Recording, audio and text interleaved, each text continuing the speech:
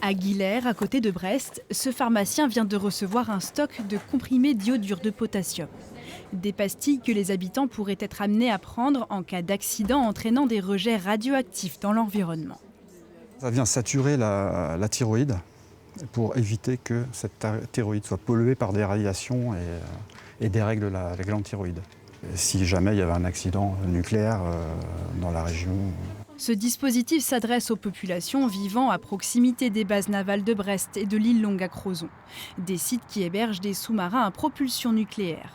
Le périmètre, qui s'étendait à 2 km de ces zones auparavant, a été élargi à 5 km. Cette extension fait suite à un renforcement de la réglementation en matière de sécurité nucléaire. Elle n'est pas liée à l'augmentation du niveau de danger, rassure la préfecture du Finistère. De nouvelles communes intègrent donc le plan d'intervention, comme Plougastel-Daoulas. Brest n'est pas loin, à vol d'oiseau, on n'est pas loin de la presqu'île de Crozon. C'est pas étonnant ? Non, pas du tout pour moi. Pour l'instant, ça ne me vient pas à l'idée de prendre ça, mais après, on verra à l'avenir. Après, ça dépend. Voilà, exactement. J'y ai pensé. Ouais. Je dois aller à la pharmacie tout à l'heure. Et effectivement, je vais peut-être poser la question. Une cinquantaine de pharmacies autour de Brest seront bientôt habilitées à remettre gratuitement ces boîtes.